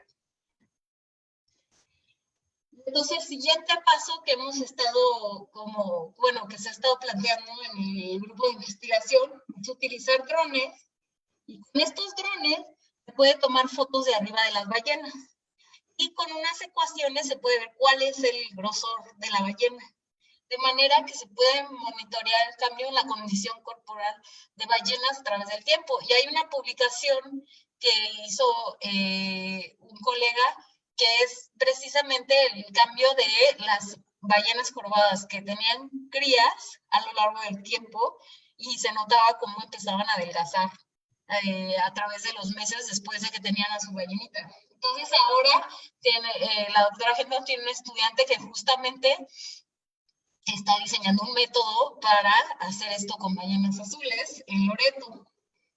Otra cosa que es importante es, bueno, ¿cuál es en Loreto? Probablemente la cantidad de sonido que hay es mucho menor que en algunas zonas industriales en el Pacífico. Entonces, lo que estamos tratando de hacer con una colega es caracterizar cuál es el sonido que hay en el sonido o el ruido que está ahorita actualmente en Loreto. Esto con el fin de que a través del tiempo esto se trate de mantener constante. ¿Cuál es la cantidad de ruido que hay? Y evitar que este ruido suba o haya mayor actividad. Y bueno, para cerrar la presentación, pues esta es una foto que se tomó, que de casualidad se logró tomar el ojo de la ballena y es muy impresionante porque su ojo es difícil de ver, muy difícil, y cuando están paradas no se ven así los ojos porque se ven secos ya. Pero es como a mí me gusta cerrar la presentación de, bueno, nos están observando, hay que cuidarlas, ¿no? Y con esto termino la presentación. Wow, muchísimas gracias. Qué belleza, Geraldine. La verdad es un honor, porque hay muchísimas cosas que desconocía, la verdad. Sabía que había delfines grises y rosas, pero nada más. Disculpa la ignorancia, pero la verdad es que es súper amena. De hecho, hay comentarios justo mencionan que es muchas felicidades, Geraldine, muy interesante su presentación y además muy amena, gracias. Maru. Ah, bueno. Dicen también, felicidades por tu ponencia, te voy a contactar. Marianela. Pregunta Chayi si el confinamiento que hemos tenido ha cambiado la situación del enmayamiento de las ballenas. Y menciona nada más que, muchas gracias, soy Miranda, me encantan los delfines, quiero ir a ver las ballenas pronto. Mucho gusto. ¿Cómo nos explicaste? Me gustó mucho cómo nos explicaste. Un proyecto muy honroso, dice Lilia, para la naturaleza. Excelente labor. Te queremos.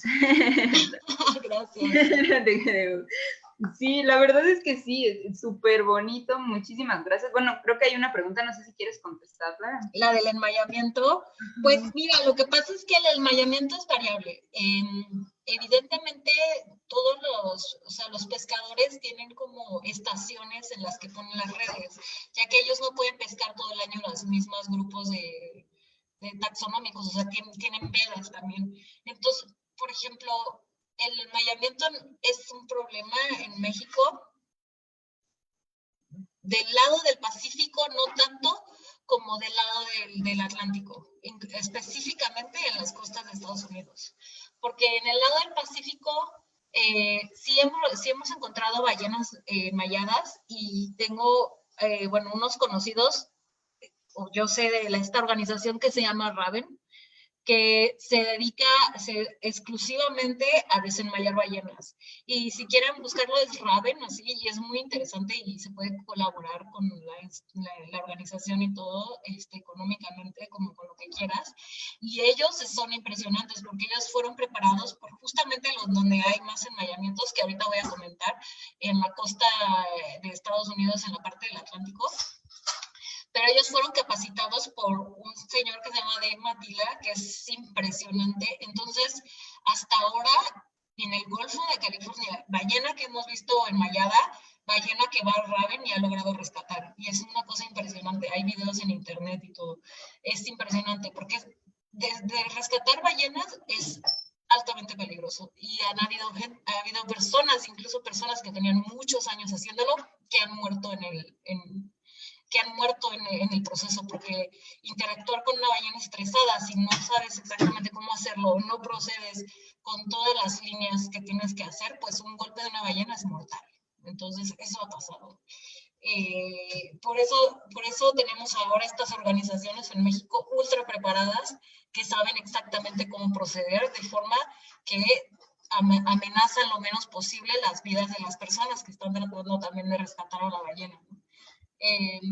Pero lo que pasa es que en la costa de Estados Unidos, en el este, hay una pesquería que está principalmente, creo que es langosta o cangrejo, y ponen un tipo de red que está muy somera. Entonces las ballenas jorobadas casi que de hecho, las personas que han perfeccionado la técnica son de esas zonas, porque cuando viene esta pesquería, que justo coincide que están las ballenas, se enmayan. De hecho, se han ofrecido millones de dólares a la persona que diseñe un método efectivo para poder seguir pescando este tipo de grupo de organismos y evitar el enmayamiento. O sea, se han ofrecido hasta así como, bueno, si alguien diseña un plan de red que pueda hacer que no se enmayen, le vamos a dar tantos millones de dólares. O sea, es un problema que se está tratando de abordar, pero pues evidentemente a veces la economía de muchas familias en Estados Unidos dependen de esa pesquería. Entonces, prohibirla no han podido.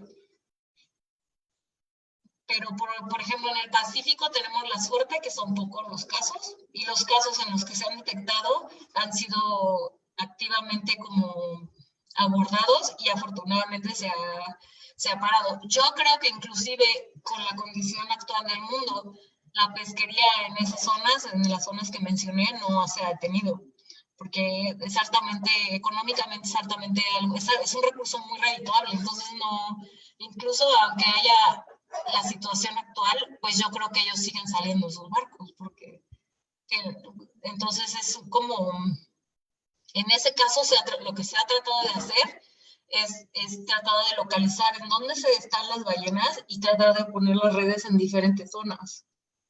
Y otra cosa es que las jorobadas tienen una característica que otras ballenas, ¿no? Que es un problema.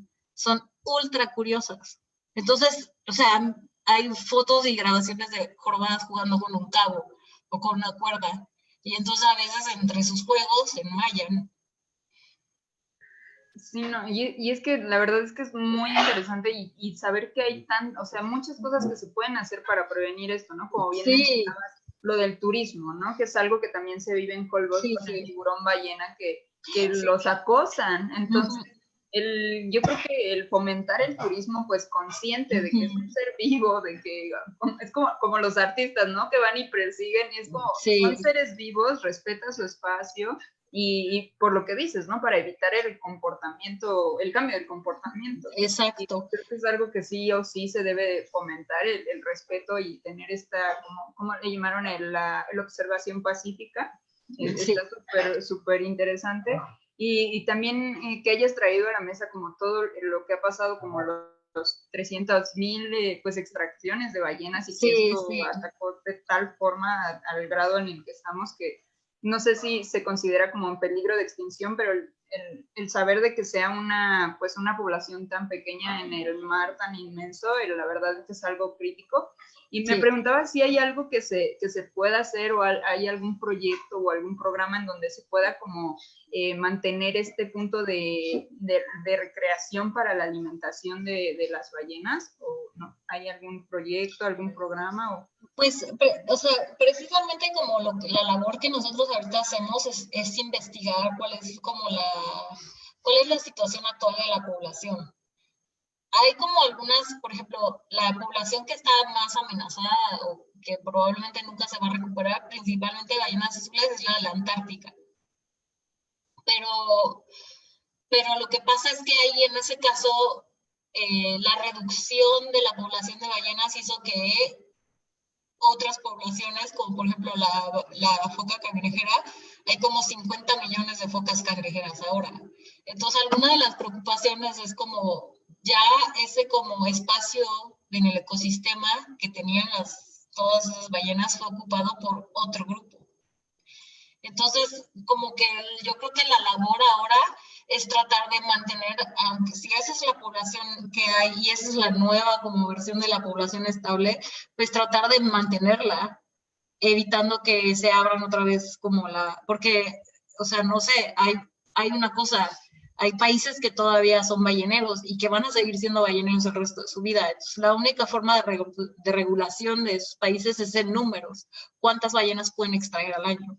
Entonces, como lo importante es seguir como monitoreando las poblaciones, no solo de ballena azul, sino de otras ballenas y delfines, para siempre tener como un número para ofrecer, porque esos países balleneros no van a sacrificar su recurso, pero entonces siempre es como la negociación de, bueno, pues hay tantas ballenas, hay tantos, esto es lo que puedes sacar, no más, si no, vas a hacer que la población desaparezca, ¿no? Entonces, como nuestro papel como investigadores, pues es seguir monitoreando como los cambios en las poblaciones, monitoreando cómo está la población, para que si un día quieren abrir ese tipo de explotación, pues uno diga, no, mira, si va a ser así, tiene que ser una ballena, ¿sí me entiendes? Porque hay cosas que uno no puede frenar, pero que tiene que entonces políticamente negociar, ¿no? Entonces, como ese es como el papel. Y que en el caso de, por ejemplo, los turistas, la observación turística, pues se tuvo que negociar, o sea, cuál es la distancia, cuántas pangas, o sea, al final de cuentas, hubo una vez que al final de la temporada solo había una ballena. Entonces, a veces le agregaban 15 pangas, pero la ballena hacía lo que quería porque las 15 pangas estaban con el motor apagado, mantenían su distancia, no la estaban persiguiendo. Entonces sí hizo una diferencia, inclusive cuando ya al final de la temporada solo quedó una ballena. Entonces yo creo que eso es lo importante de la labor como investigadores, ir generando información que a la larga es información que vas a presentar el día que se esté haciendo un plan de manejo. Totalmente, y muchas gracias. Y justo, sí, también algo que mencionaste que creo que es súper importante y que se sabe que es una de las fuentes, pues, que contaminan más el océano, todas estos, pues, barcos que van trasladando luego químicos, armas, medicinas, se caen en el mar, ahí se quedan, contaminan. Entonces, y también eso, ¿no? Luego a muchos, como personas, como individuos, es recomendarles consumir local para evitar este tipo de cadenas de distribución y que no, pues, ocurran lo que ya nos mencionaste, ¿no? Y que es algo, pues, muy sencillo y también como respetar las vedas, y que también lo mencionabas, y pues, que como lo que también mencionaste, la contaminación, pues el océano es uno de los agentes principales en protegernos, ¿no? Entonces, el cuidar nuestro ambiente está protegiendo también a estos seres maravillosos y que siempre podamos aprender de ellos, ¿no? Entonces, en verdad, muchísimas gracias. Hay más comentarios en el chat por ahí. Te quieren mucho. A ver si los puedes checar. Y que muchas felicidades. Te van a estar contactando para ver si puedes dar a un grupo de preescolar. Claro que sí. Para algunos grupos de futuros biólogos marinos. Entonces están muy y para que puedas checar por ahí los comentarios. Y pues muchísimas gracias, en verdad. Estuvo súper bonito, súper interesante, bien ameno y con un montón de aprendizaje que pues al menos de mi parte ignoraba muchas cosas. Entonces, es un honor. Gracias por tomarte el tiempo para compartir. Y pues si estás dispuesta, en verdad que estaría muy bonito tener como más capítulos sobre... Sí, claro que sí, gracias por invitarme. O sea, yo ahorita hice una plática de muchas cosas, no hablé de lo que yo estoy haciendo acá, pero ya estoy diseñando como una plática también muy amena sobre la investigación que estoy haciendo acá, con aminoácidos y todo. Entonces, sí, claro que sí, y muchas gracias por la invitación. Muchas gracias. Pues muchas gracias y gracias por ahí a los que nos estuvieron compartiendo ahí en Facebook y que siguen también los comentarios. Está ahí el link para que puedan contactar a la doctora. Gracias a quienes se reunieron por aquí en Zoom, por sus comentarios. Y qué bueno que estuvieron por acá pendientes. Y pues Geraldine pude ver también sus comentarios de agradecimiento, de que de verdad fue una charla súper amena, un trabajo súper impresionante y como bien decías, de mucha dedicación, ¿no? Y que te apasiona, y pues está increíble. Y qué más que nos puedas compartir, que también nos encanta, pero estamos encerrados en la ciudad. Entonces, muchas gracias por compartirlo, gracias a todos los que se unieron. Y pues estén pendientes porque seguro vamos a tener invitada de nuevo. Sí, claro que sí, muchas gracias, cuando quieran. Genial. Gracias, gracias por la invitación, hasta luego. Hasta luego a todos, gracias, que estén muy bien, que tengan lindo día. Chao, un placer. Y gracias, hasta luego, gracias. Gracias. Lindo día. Lindo día, sí.